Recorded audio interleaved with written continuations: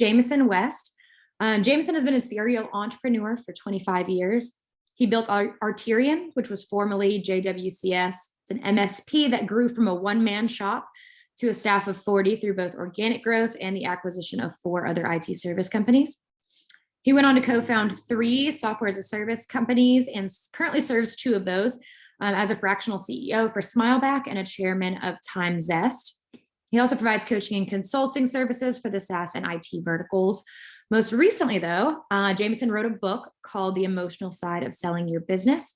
This book is an entrepreneurial fable, shines a light on the lesser known aspects of selling, unpredictable roadblocks, powerful emotions, essentially to help owners prepare themselves for the challenge. And that's what we're going to be chatting about today. So a couple of reminders, this is an interactive session. So look at the bottom of your screen, you see the Q&A box and the chat, use those as much as you possibly can. We encourage you to pop them in anytime you want.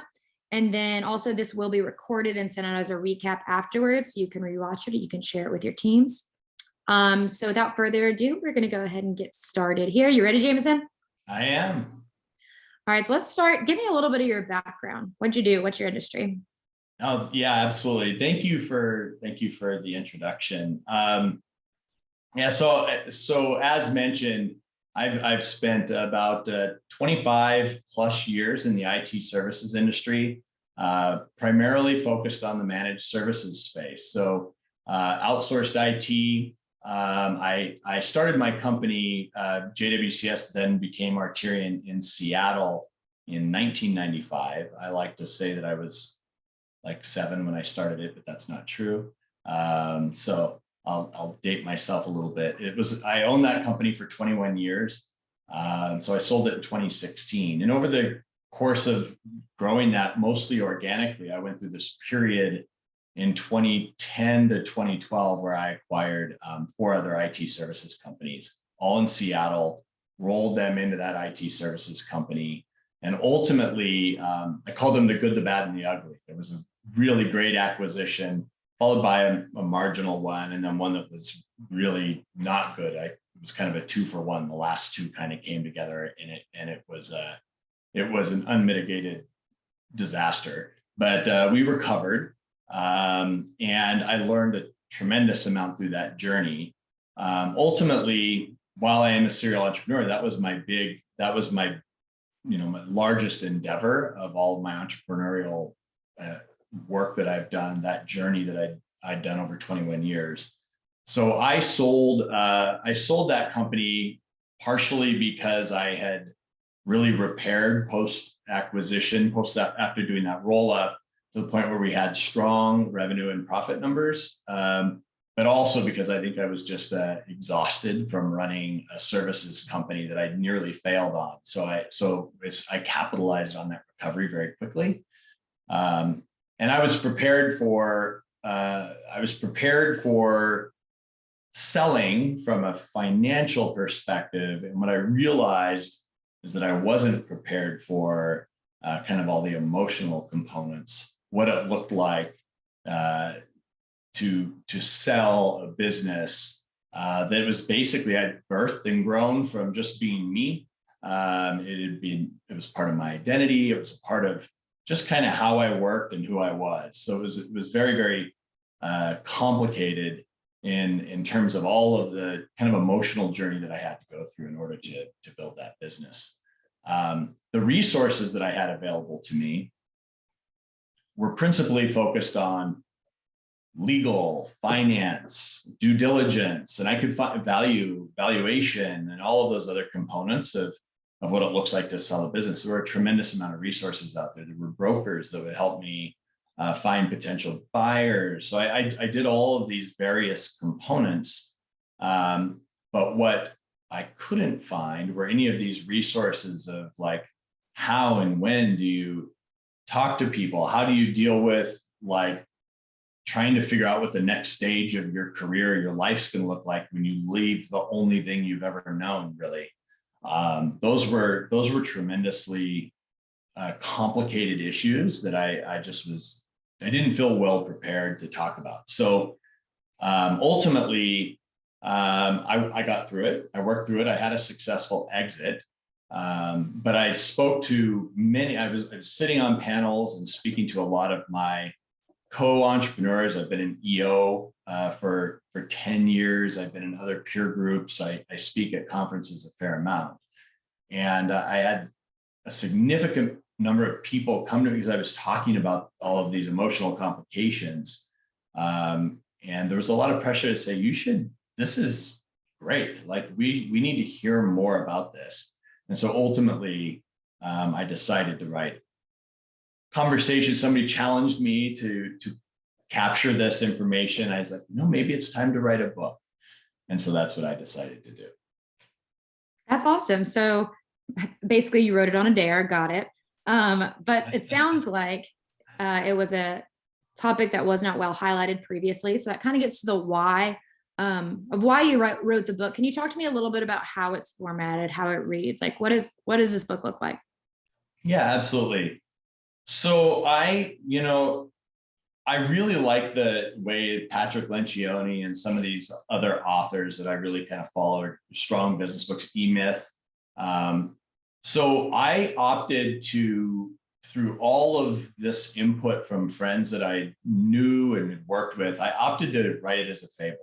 So it's based around a small company. If you think about E-Myth, that type of world is this natural glass ceiling where you have an entrepreneur that grows to a certain size and really struggles from an operational maturity perspective to get bigger. They have something they think is of value, but they don't know how much. They've had it for 20, 30 years, and they're thinking about exiting and maybe realizing that it's not enough money to retire on for the rest of their lives, and they're going through this whole journey. So I built this fable based around that kind of stereotypical average size small entrepreneurial business that kind of gets to a size that there's, it feels like it's time for an exit, or there's some kind of a trigger for an exit.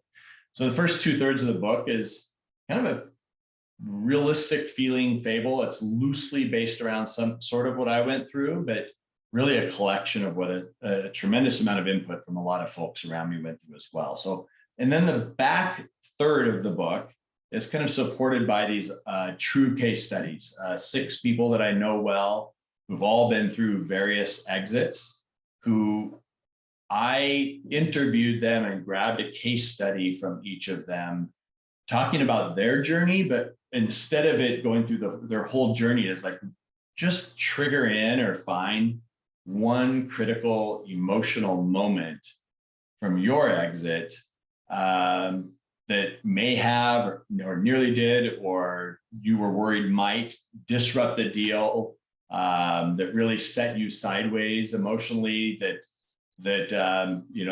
triggered anxiety or that got you worried, and then recommendations for how that could have been avoided, or how you worked around it. So there were just all these critical components, and everybody has something different going on in their lives. Some of them had a really serious personal thing going on. So some people shared very, very deeply in these case studies, which was powerful. Some folks were just very, driven from a business perspective, thinking about details. And one of the best recommendations in that whole set of case studies was, how do I mitigate all of this stuff? And there's this concept of saying, like, in any negotiation and any deal, which is ultimately what this is what is your list of non-negotiable topics? So my friend and mentor, who actually wrote the foreword to the book and ultimately was also one of the 6 case studies, his name's Arlen Sorensen, and he built out a list of non-negotiables. Like, this is what I will not do. I won't sell for under this amount. I won't work in this capacity. These are all the things that I'm just not going to allow myself to back down from in a negotiation. Because what happens during this sale is it ends up being this negotiation you get whittled away at it, particularly as the seller. You start taking less than you might have originally taken because you become emotionally vested in the outcome. So that list of non-negotiables was a really powerful component in the case study. So that's the format, 2/3 fable, 1/3 case studies. And it's pretty powerful just to anchor it in reality. So focusing on those case studies for a second, What made you choose the people and the companies that you did choose to home in on? Like, what did they have to offer that either emphasized what you had experienced or highlighted something that you had never experienced? And I think that is a great question. I think it's more of the latter, which is I realized my experience was mine alone. And when I was talking to people about their journey in selling, I realized what was similar is everybody had, like, they went through a lot of, and there were some similarities, but it was completely different for everybody. And what I wanted to do was capture people who had different challenges. I always like this idea of, like, be kind no matter what, whoever you're talking to, whatever you're doing, they're going through something, right? You just don't know it. And like I said, these people got very open and honest and transparent in their case studies and shared deeply. And it was unique. Ultimately, most of these folks were from the industry I'm in, although the book's not intended to be specific to the IT services industry. It's not the point. It's really just anybody who has a business that they're thinking about selling. But I did ultimately talk to a lot of people. I've been speaking in my industry for a long time, and I knew folks who had gone through sales, some who had personal things that were impacting that, some who had just been serial entrepreneurs and sold many companies.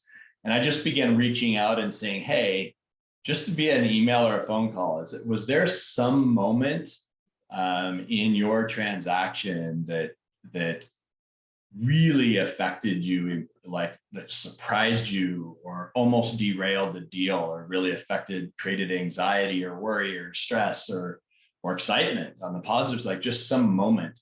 And if the answer, which was almost always absolutely, I'd love to share, then we decided to pull some of those case studies. And it really, I could have written the book without those, but sometimes I just feel like anchoring those triggers, each of those are going to resonate in a different way with different people. So I just felt like kind of bringing this all down to earth, so it's not just this fable, was really important. Absolutely. So why now did you choose to release the book? Why is it relevant at this current time? Yeah, so it's been, and it's kind of interesting. There's a handful of reasons. So I sold in 2016, and I stuck around with that company, just kind of helping with integration and doing some of that work for a little under 12 months, I think. And then I relocated from Seattle to Las Vegas, where I am now. And I started these software companies and consulting, and I started doing other work, kind of going into my second life as an entrepreneur. But I'd been having these conversations, and I sat on a panel, and again, my mentor Arlen kind of challenged me and said, hey, this needs to be shared. Multiple people were telling me this needs to be shared. So I said, I'm going to write a book. And I think I said that in the beginning of 2019. So I was at a conference at the end of 2019, and I was sitting on a panel about the emotional. So they're like, bring your book. You can give it away at this panel. And I was like, I've not written a book yet. However, what I did is I publicly said that I was going to. And then ultimately, I was featured as a case study, very, very similar, in a close friend's book, who was just basically writing about strategy and vision work. And the person who reached out and interviewed me and helped me build my case study for that book was just very, very good. I was really happy with how it went. It was a little over a year ago. And I was like, I think this is the fire I needed lit under my rear to get going. I needed somebody that I had trust and faith in that would help me kind of edit and pull out my thoughts and my thinking in a way, because I'm not a born author, and we need some help in those areas. So when I found that person, I just leaned in. It took us about 9 months to put the book together. So it was the bulk of 2021. Maybe COVID and being home alone a lot was helpful as well. But it was a really great time to do it. I would add that it's interesting right now in my vertical, kind of in my field, we're going through this kind of evolution in technology where a lot of folks have been in this world for 20 or 30 years, and there's a lot of acquisitions happening. So there's just this elevated ramp of folks who are doing doing acquisitions, selling their small businesses. So it was also fortuitous, I think, that I finished the book when I did. It really, really helped. It's really, really helped a lot of small business owners go, hey, maybe now's the time. And they're kind of getting to that age or stage in their business where they're considering this. So it all came together really, really well. But it took all the right things to make it happen from a timing perspective, for sure. So with all the things that have been going on in 2020 and 2021 and kind of economically there, how do you feel the book applies in a timely way to that, in regards to that? Yeah, it's really interesting. I've been part of EO. I'm the president of the Las Vegas chapter of EO. I lean very, very heavily into this world's largest entrepreneurial peer group on the planet. And the last couple of years have been just a wild ride for so many. And the funny thing is some people have been extremely negatively impacted, as you know. However, some haven't. My software companies, for example, thrived and doubled plus during the pandemic. So it's been a mixed bag depending on what the business is, how people were able to pivot strategically and capitalize. It's been a really interesting couple of years. I think that some folks have, leveraged, especially in small business, which is really where I was focused on and where the book's focused on.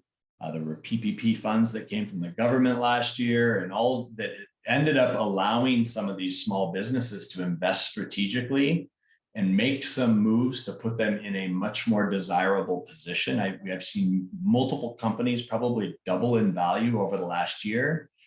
And now they're trying to mitigate risk. They're like, well, I was able to leverage all this help. I was able to do okay or survive the pandemic, at least the pandemic so far, and feel like they're in a position to sell because they've invested well or kind of reinvented themselves or modified their strategy over the last couple of years. In addition, there is a lot of money out there right now, particularly, again, my world, technology. There's venture capital firms, there's acquisitions. It's just accelerating. So values in my world and in the small business world of the IT services community anyway, have increased, 25 to 50% over the last 12 plus months. It's been not unlike the real estate market or anything else. It's cars. I just sold a car 2 years old and I got exactly what I paid for it 2 years, and I added 40,000 miles. It didn't matter. It sold for the same amount I bought it for. It's just kind of nuts right now. So that seems to be applying to the valuation of businesses as well. It doesn't change the fact when you go through the sale of a business that helps in your valuation. It helps you think about selling all of those components that are kind of tactical and factual out there. But it doesn't change is that whole emotional journey that you might go through when you decide to sell. Yeah. So diving in a little bit more on that and your personal experience with selling, what would you say are some key moments during both buying and selling that were most emotionally challenging for you? Oh, man, so many, but I love that question. There's, so an example for me might be, I'll give a couple examples. One of the very strongest that hits me is I'm a very transparent, I believe it's like Simon Sinek, leaders eat last, that kind of like open door, share everything, just transparent type of leader. And as I entered this like commitment to sell, so you get you put your word out there, you start doing some NDAs, you start sharing some diligence with a few companies until finally you get a couple letters of intent. Hopefully you're doing enough to get multiple letters of intent, whether you're using a broker or doing it yourself. And ultimately you look at these like potential offers and you pick one and sign it, which all of a sudden, just like this, like, oh my goodness, I just committed to a sale. There's some period of due diligence. It's not a foregone conclusion, so you don't know it's going to happen, right? But it's on the table and you start getting emotionally invested in the outcome. Wow, I'm going to get a couple $1 million, whatever whatever the money is, it doesn't really matter depending on the size of your business. You start becoming invested in that outcome, and you can't go announce, and depending on the culture, you can't just announce to your whole company, hey, maybe I'm selling a couple months if it works out. Like, it's just not something you can do. You have to go through the due diligence, make sure that you're understanding what the outcome might look like. Absolutely take care of your people, but you can't just go telling them, yeah, I'm shopping the business. You don't want your competitors to know, you don't want your team to know yet. And so for me, from an emotional perspective, that was a real challenge to my personal integrity of just being forthright and open and honest with my team at all times. So I struggled greatly in withholding where I was at in the sale, including I went from having always an open door policy, everybody in and out, walking in and out of my office, but I had to close it more because I was having phone calls or emails or putting things together from a due diligence perspective for a potential buyer that were private. I couldn't let everybody see it. I had to ask people to do things to help contribute, but maybe they didn't. They're like, huh, why is he asking about this? And it may not tie to anything that they knew was going on in the business. And then ultimately, I had to, I had to stop making decisions that I may have otherwise made, like big investments in the company. Hey, we're going to do this big marketing thing. We're going to hire this new employee. Kind of froze all that stuff, because if the buyer didn't want it and I was going to sell, that was just throwing my own money literally away. So all of a sudden, a bunch of things happened, and everybody just was looking at me a little sideways, like, what is going on? And it was palpable, and I lost sleep. Ultimately, I did make the decision to begin bringing in my key leaders who needed to know one at a time. But it just, everybody, the next layer down kind of knew that was, and something was going on. And ultimately, I announced the sale of the company a full 2 weeks before it closed to the entire team. I brought in the CEO of the company I was selling to, but we hadn't signed the paperwork. There was no guarantee it was going to happen. I just couldn't take it. So I did that, not recommending it. It worked out okay for me. And then we also had this like 24th hour contractual issue that had kind of been overlooked by myself and my attorney. And we kind of found this nuance that could be costly. And I lost it. I was like, oh my goodness, it's going to not happen at the very end here. And ultimately we overcame that. I had a great call. There's a lot of integrity with the buyer, not always the case. But the buyer in this case had a lot of integrity, and we sat down and worked that out as well. So that, I keep going back to that phrase, emotionally invested. Like every little step in that journey, you make another commitment, you send the next conversation, it starts to become more real. And if you don't have that list of non-negotiables, the more you tell your team, the more you don't make decisions to run your company and invest in certain ways, it's another little commitment as a seller on your part that you have to get to that finish line, because now all of a sudden you're affecting all these other things in your business. And it's going to be more painful if it doesn't sell than if it does. And if you're working with a buyer that knows that you're putting yourself in that position, you can be taken advantage of. You've become so invested that you can start whittling away. Well, we've looked at these contracts and we're going to have to knock another 20% off this portion of the price. And all these things can whittle away. You're like, well, yes, because I've committed, is a dangerous and weak place to be as a seller. And that's a part of where you really need to plan ahead and make sure that you don't put yourself in that position. So you mentioned that, going back to the question, one of the most emotionally challenging things for you was your integrity with your team and your transparency there. So you said you did announce 2 weeks prior because you just couldn't take it. You let your team in on what was going on. What are some other ways that you were able to take care of your team and kind of uphold that integrity emotionally when you were making the sale? Yeah, so there were a couple components. The first mistake that I've seen a lot of sellers make that I didn't make is you can't promise everybody in your company that they're going to have a job when this is all done, no matter what, because I've almost never seen that ever. And that was not a mistake I was going to make. So I had to own up to the fact that I was creating fear for a lot of people in my team, and that was very, very hard. So it ended up being a lot of one-on-one discussions with some people, particularly ones that were maybe in a more vulnerable position in terms of their employment. So some were very, very close friends of mine, not just employees, and I knew that that was a potential issue. So I did have to invest some one-on-one time and kind of get past my conflict avoidance fear. I like to be the guy everybody likes and kind of leading from the, just kind of supporting and energizing and sharing vision. Those conflict moments are pretty painful for me. As another big part of just kind of my emotional journey was having to deal with the fact that not everybody was likely to survive this. But I also wanted to do it with integrity. I selected the buyer I did out of it wasn't even the strongest offer financially. It was good, but it wasn't the strongest. But I knew they'd have, their culture felt so much like mine, the services they offered, that I felt like the clients I had and the employees that were still a good fit would really work in their culture. And that was important to me. So I wanted to do the best for the legacy of the company, the clients and the employees. But I also knew that a lot of people were going to be affected.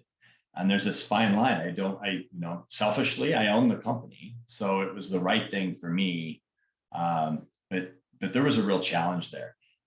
Ultimately, it just came down to, with key people and with affected people, being able to sit down and have that heart to heart and make sure they were taken care of. A couple folks that I knew may not survive. I had a lot of contacts in the industry, or in all kinds of industries, just in Seattle in general. So I was able to help them find their next role that wasn't a step backwards. And that was another thing I was able to do for the couple of folks who I knew were going to likely lose their role.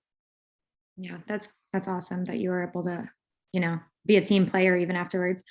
Hindsight 2020, what could you have done differently during some of these buying and selling experiences that maybe would have prevented the roadblocks that you hit?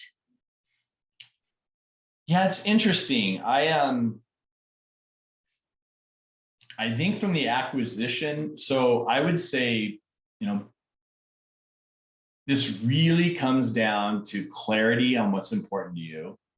Really thinking through the nuances of how you're going to communicate, how you're going to set this up. I have a client that I'm working with right now that knows he wants to sell in 3 years' time. So I'm doing a lot of work with him and his leadership team to kind of get them fully bought into that same outcome and create, an exit plan that allows them to get a little piece of it.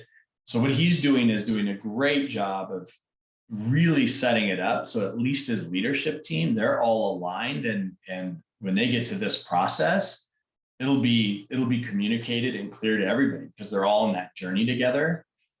Whereas in my world and kind of how the fable works and everything in the book, that's not how it happened. It's always a good idea to be thinking about what an exit might look like and to increase the value of the company. Typically, the decisions you make to increase the value of your business is just good for the business anyway. However, I didn't have my leadership team aligned to this outcome. It kind of came fortuitously. I was opportunistic. And so I didn't have that alignment. That's something that I would definitely do differently.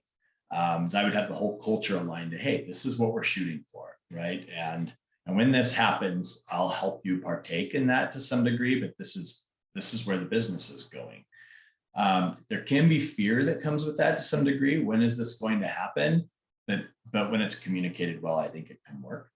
And I think that the other thing that I learned that was extremely difficult in due diligence process, and it's a little outside the confines of the book, but it's a really, really important piece of both the acquisitions I did and the sale, but more the acquisitions is in due diligence. Again, they talk all about finance and contracts and legal, and you go through all of these components, but the piece that's missing, or that's not missing, it's just extraordinarily difficult to do in due diligence, is culture.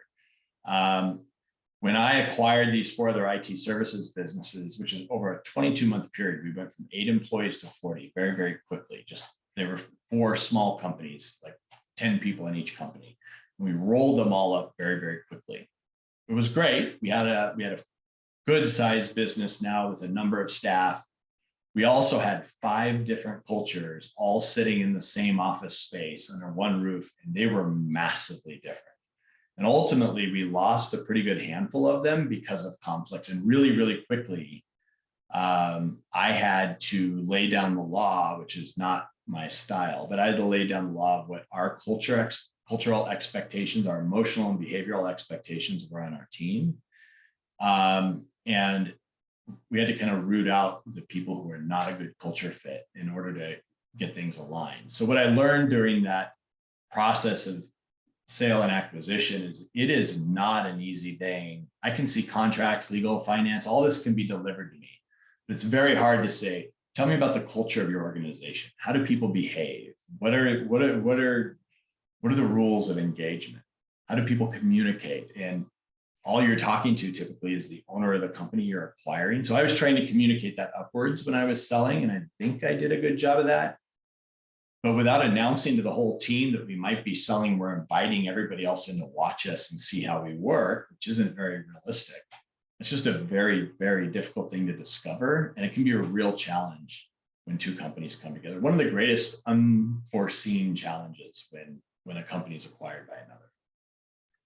So this might be a tricky question, but during the buying and the selling and the acquisitions, and are there any of them that you'd consider more of a failure than a success?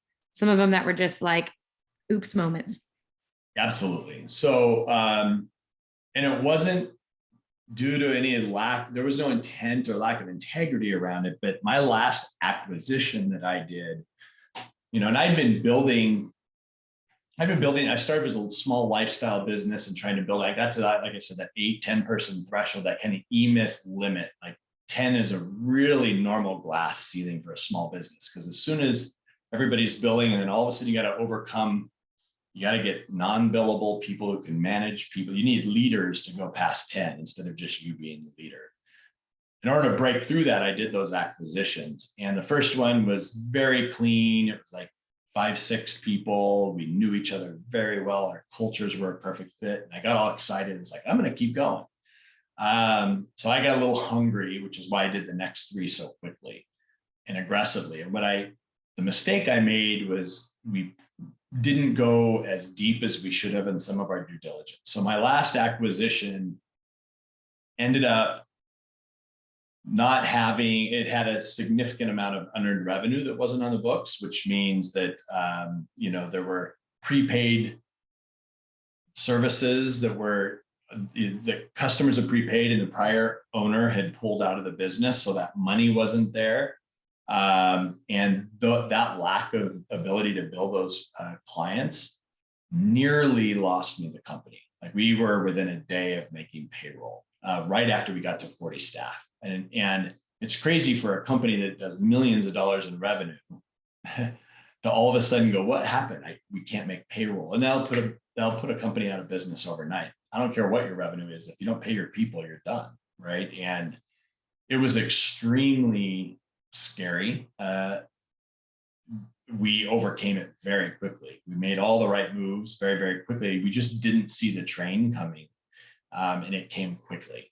All of a sudden, just our accounts drained and payments weren't coming from folks because they're like, we've prepaid that. So that was extremely painful. And a lot of entrepreneurs do this a lot for tax reasons. I always kind of undercompensated myself because my goal was to build equity in the company. And my excuse to my family and everybody else was like, look, I only need barely enough to live on. I'm going to reinvest all the rest of this into really building something meaningful in the company and build an equity, build an asset that's sellable someday and worth more than what I would have paid myself. And I think when I nearly lost that after that last rough acquisition, I was like, wow, I did sacrifice my own personal income and dividends and whatever for years to build this asset. And then I almost lost the whole asset. It would have all been for naught after 18 years at that point of building it. Yeah, it was a frightening time. Wow. I appreciate you being vulnerable with us there. Um, Looking at the book as a whole, and your readership, what are the key things that you hope that readers get out of your story and the case studies? Yeah, absolutely. I think for me, I would like folks to have, if they're thinking about, if they own a business and they're thinking about selling someday, my goal is for them to kind of see around as many corners as possible of all those things that could happen that might shock them. Even just understanding all these different things that people might have gone through is going to help mentally prepare them for, like, how do I mitigate that? I want them to know how to mitigate them and make that journey less like this and a little more flat, a little more stable, right? So again, in those case studies, everybody talks about, like, hey, this is what I went through. And there's some commentary around, and this is how I might have changed. This is how I would have done due diligence different. This is how I would have communicated with my people differently. Or like I said, that non-negotiables list, I would have prepared exactly where my line is and not allowed my emotional investment to allow me to chip away at what really should have been non-negotiable from the very beginning. That's true in any negotiation, but here in that emotional side of selling a business, it's even more critical because it's your livelihood. You've spent years and years and years building this asset, and you don't want to put yourself so over a barrel that you give that away. So the takeaway I'm hoping people get is just mitigating those things that put them in a position to give away anything that they shouldn't in the sale of their business. Okay, we have a question from one of our viewers that says, what have you learned in that process of underpaying yourself? I love that question. I think that to some degree, I underpay myself a little less than I have, but I think it's a pretty normal entrepreneurial journey. And there's a couple of reasons for that. So one is, you have to be appropriate in terms of, you have to pay yourself appropriately for tax purposes, but you can mitigate your tax liability as the entrepreneur to underpay yourself. So many entrepreneurs just do that as a tax strategy, right? So if I only need to, I could pay myself $250,000 a year, but I'm going to pay myself 80,000 and I'm going to reinvest all that other money in the business. It's just a personal, there's the tax side, which I've always kind of glommed onto. I can take distributions if I need to over that. As an owner, you kind of have this flexibility. I more strategically, to answer that question in a way that I think it was intended, is I still believe that I need to pay myself a fair wage, but I examine the value of my investment back in the business. If I step back and take the emotion out of it and say, what do I need to pay myself? And if I can afford to take $100,000 less a year and put that in the business, what's my return on that investment? Literally thinking about it fiscally. If I had an outside investor and they could give me $100,000 a year to put in the business, would I make would I be able to double that investment? And if my answer is yes, and I don't need to pull that draw for me personally, and I can double the value, I can only make maybe 5 or 10% in the market. But if I can make 100% by putting it back into my business, then that's an incredible investment. So I think I did it right. I'm really glad. I've always done that in all my businesses. I've tried to take everything I can and roll it back in the business, hire earlier, spend more on marketing, do what I can to grow that investment. It's basically investing in myself instead of some uncontrolled third party. And I'm going to do that as much as I possibly can because I have faith in my ability to create a greater return. Right, thank you. And then what are some of the best resources other than your book that you would recommend to someone who is preparing to sell? So there are a couple of great books. I'm not going to remember the title of them right now, but there's some really interesting books around value of around creating what's the value of your company. And of course, they're industry specific. If it's services, multiple of EBITDA. If it's software, it's a multiple of revenue. There's all these resources. There's some great stuff out there. In terms of the emotional side, we did some research on what's out there based on what I'm talking about. Besides my book, there's an HBR article out there that I think is literally titled about the same thing. So Harvard Business Review. There's a couple articles out there, one specifically that deals with this. It's really interesting. There's a whole second component that I've actually considered maybe someday writing another book about. Like mine's the whole emotional side of selling your small business. For a lot of entrepreneurs who haven't teed up what's next, there's this whole second story, which is like, wow, my identity, my business, what I've done for 20 years is gone. Now what? Like, what's my purpose? What am I going to go do? Which is the whole second piece. And there are actually a couple of books and a couple of great articles on that component. I've had a lot of questions on what about this? And our book kind of ends at the journey of I've sold, and there's like, it just stops there with great intent, but there may be room for a sequel. We'll see. All right. I fully expect like a teaser or something that we can share of this new book that may or may not be in creation. We'll see. We do have another audience questions kind of along the same lines. It says, what resources do you recommend entrepreneurs invest in to manage themselves emotionally during the process of running a company and or preparing to sell it? Therapy, coaching, EO, or peer groups, etc. Man, I use all of those. I love it. I'm a huge fan of leveraging community. So for me, it's been a combination of EO and peer groups and coaching. And coaching and therapy can be very, very similar. Like literally my business coach is a professional, he's a psychologist, but he's a great personal business coach.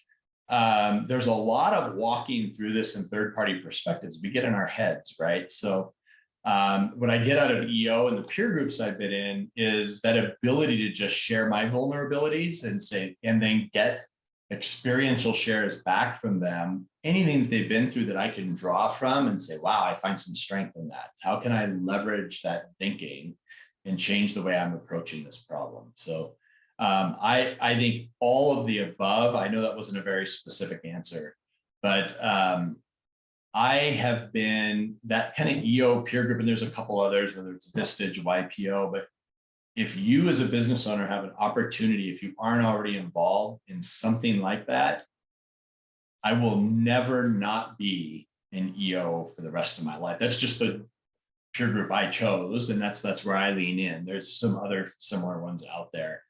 But the value I get out of being able to connect with other entrepreneurs, because it's kind of lonely. It's a lonely place to be sometimes, to be that serial entrepreneur. Sometimes you don't want to lean on your spouse and your family, and you can't tell your employees all your vulnerabilities, and your friends often don't own businesses, so they can't have that conversation with you.